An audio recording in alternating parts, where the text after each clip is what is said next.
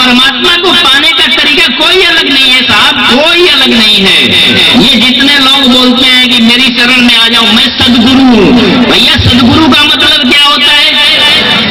सदगुरु कोई इंसान नहीं होता है, सदगुरु भगवान होता है। और सदगुरु आप क्या किसी को बना लो, कभी नहीं भूल जाना, सदगुरु आप किसी को मत बनाना। आप किसी श्रेष्ठ ज्ञानी ब्राह्मण को गुरु बनाओ, उसके निर्देशन में जीवन की सारी क्रियाओं को करो, गुरु अपने आप चल करके आपके पास आएगा।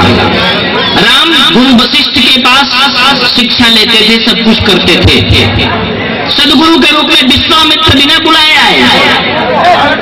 परीक्षित के कुल गुरु कृपाचार्य उनको शिक्षा देते थे, लेकिन जब उनके मुक्ति की बारी आई तो सुखदेव जी अचानक चल करके आए और देखते ही मुक्त कर दिया।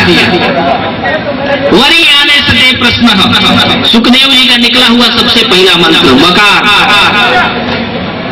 और वो अमृत तत्व का बीज मंत्र मुक्त कर दिया। देखते सदगुरु वो होता है, ऐसे रोड पे टहलता दुकान लगा के और टीवी पे और इंटरनेट पे एडवर्टाइज करके और गुरु नहीं बनता है। आप इन सदगुरुओं के चक्कर में कभी मत पड़ना और राम राम करो, मुक्त हो जाओगे, हमारे पास आओ, सब झोली भर दो, बस। ये सदगुरु के चक्कर में तो आप बिल्कुल मत पड़ना। आप किसी गुरु को, वैदिक ब्राह्मण को, वेदज्ञ शास्त्रज्ञ ब्राह्मण को गुरु बनाओ, गुरु की हैसियत से उसकी पूजा करो, यही से मुक्ति का मार्ग निकलता है। आप बोलो कि मैं घर में मेरी बीवी है, मेरे बच्चे हैं और उनको छोड़कर संन्यास लेने चला जाऊंगा। भाई संन्यास लेने आप जाओगे तो उनकी रक्षा कौन करेगा, उनको कौन देखेगा? ये नहीं सोचते हो आप। उसी तरह आप राम राम तो करते हो, लेकिन इस प्रकृति के नियंत्रण के बारे में कौन सोचेगा? आपको हवा चाहिए, भाई राम राम वो करता है, करे, उसमें देखो वो ऊंची साधना है, मैं उसकी आलोचना नहीं कर रहा हूं, बिल्कुल नहीं। आप ऐसा कभी मन में मत सोचना कि मैं राम राम और आध्यात्मिकता की आलोचना कर रहा हूं, नहीं। आप अगर राम राम करना चाहते हैं तो किसी एकांत निर्जन वन में बैठ जाइए, सांस को रोक लीजिए, ताकि प्रकृति की जो ऑक्सीजन है, जो एक उसका भंडार है, वो खाली न हो। उसमें हस्तक्षेप हम नहीं करेंगे। हम किसी निर्जन स्थान में बैठे हुए हैं, राम राम कर रहे हैं और एकदम सांस को रोके हुए हैं, न अन्न खा रहे हैं, न पानी पी रहे हैं, प्रकृति की किसी भी चीज को बेकार में बर्बाद नहीं कर रहे हैं।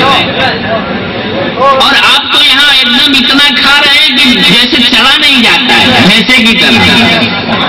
और धर्म करने के नाम पर, यज्ञ करने के नाम पर, दान करने के नाम पर बोलते हैं, बिल्कुल गलत है। आप इस प्रकृति के नियंत्रण को बनाएं।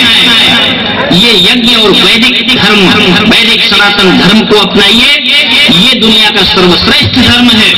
और ये मेरा दावा है, मैं आज दावे के साथ चिल्ला करके बोलता हूं कि अगर दुनिया में कोई भी धर्म को मानने वाला, कोई भी किसी भी धर्म और किसी भी संप्रदाय और किसी भी धर्म गुरु को मैं चैलेंज करके कहता हूं कि अगर उसमें दम है तो मुझे प्रमाणित करके बताए कि वैदिक सनातन धर्म में कहां कौन सा खोट उसे नजर आता है, और मैं उसे बताता हूं कि उसमें कितना खोट है नीचे से ऊपर तक। ये मेरा दावा है, और जिसको अगर मेरा ये चैलेंज स्वीकार है वो मुझसे डायरेक्ट एकदम बात कर सकता है, मैं उसके लिए हर समय तैयार हूं।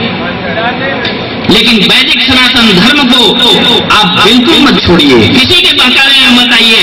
वैदिक सनातन धर्म एक ऐसी व्यवस्था है जो आदिकाल से चली आ रही है। सृष्टि के निर्माण का इतिहास अगर किसी के पास है तो वो हमारे पास है, हमारे शास्त्रों में है। ये सब लोगों ने कॉपी किया है हमारा, और इसका प्रमाण है, आप देख सकते हैं इस बात को। मैं खोखली बातें नहीं बोल रहा हूं, कहीं भी आप जाकर के प्रमाण इसका देख सकते हैं। और मेरा परमात्मा जो शेष नाग पर शयन करता है, इतना दयालु है, इतना दयालु है, समय का अभाव है, नहीं तो मैं आप लोगों को ऐसे लाखों प्रमाण दे सकता हूं।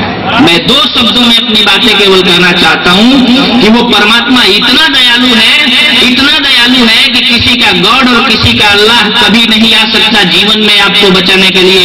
जब आएगा तो मेरा कृष्ण बन के आएगा, राम बन के आएगा। वो परमात्मा जो है इतना दयालु है कि आपके आपके चरण की धूलि का अपने माथे पर तिलक लगाता है जब आप उसका नाम लेना शुरू करते हैं।